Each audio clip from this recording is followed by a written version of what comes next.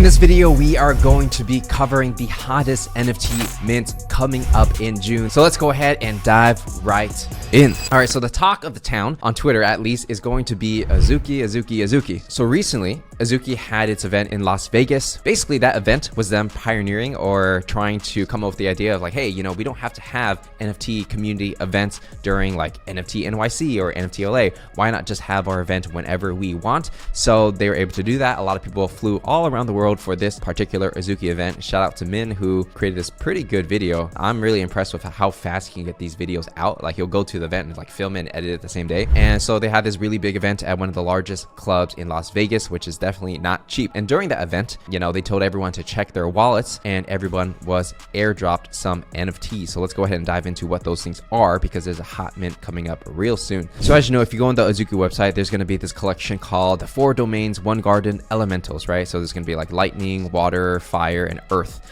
And there's going to be a nice trailer that accompanies this launch of this NFT project. And as you can see, the style of this trailer is very reminiscent of, let's say, American anime. So if I look at an example like Dota Dragon Bloods, it's not exactly the same, but you kind of see it's not like that whole Japanese look. It's more of a Americanized kind of anime look.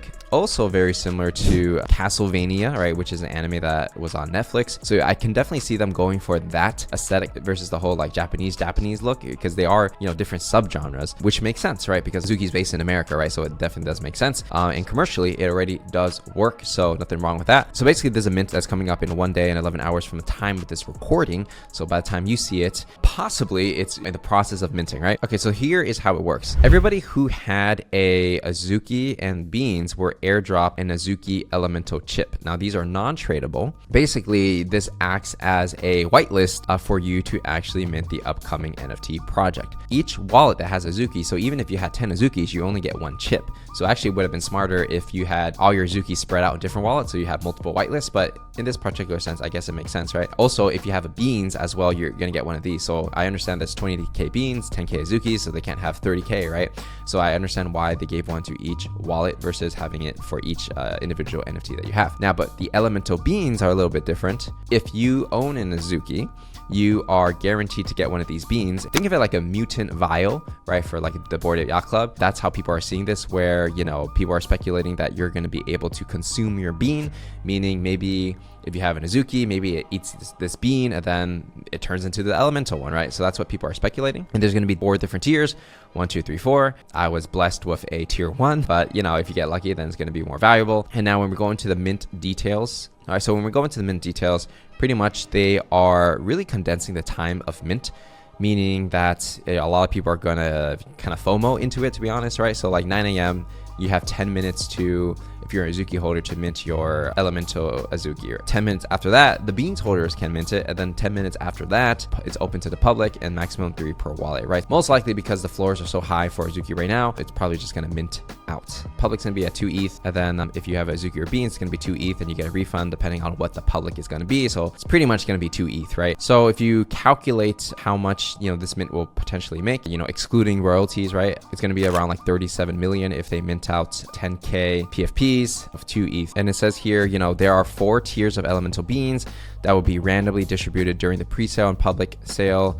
Each increasing tier has higher chance of revealing rare traits. So you have a higher chance of revealing a rare trait. It doesn't mean it's guaranteed, according to this. These tokens unlock for transfer and can be revealed immediately after the sale concludes. The Beanz itself is going to be the collection, and you're going to be able to trade them after they sell, right? It's cool. The anime is cool. The art looks good. It seems like they're trying really hard, and you know, it does play off the Azuki theme, but taking it to the next level. There are a couple questions I have, and it's not FUD. It's just questions I would want to know about the project if I were to buy a bean, right? I think the first is like, you know, when it comes to Azuki Elementals, what is the plan with this? Are they making an anime? Are they doing a joint venture with another company? Are they, you know, what's the deal? Are they making a game? The way they did the marketing is like they don't actually tell you anything. It's just a lot of speculation, a really cool trailer, and it seems to work because the floor price is really high on Azuki, right? So because the floor price is high, I think a lot of people overlook, like, logically, what is it that they're doing with all this? What are they doing with the money, right? You know, we don't know, but people will still mint it anyways. The second question I have is like, based on the amount of revenue generated from the first Azuki mint a year ago and the royalties, which potentially easily have been over $100 million, right? If you combine all the collections together and take that like 5% creator royalty fees. So it's like, okay, that's like 120 mil, right? So like, how is that money being spent?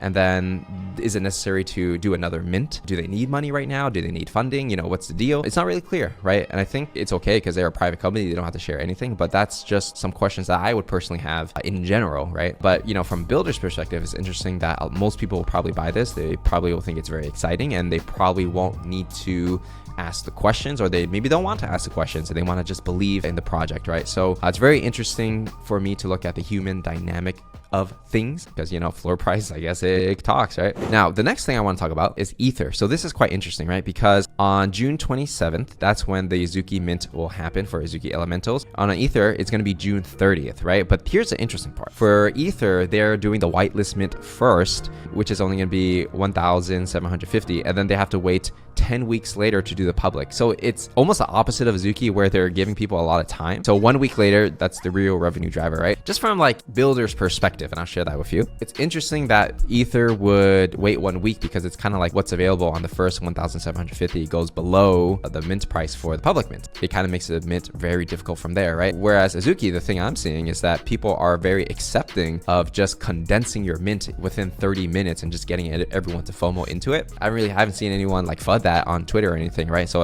it's acceptable. So I feel like that is probably a better way moving forward if you were to maximize the amount of revenue you want to generate from a mint. And it's also very interesting that Azuki timed it a couple days before Ether.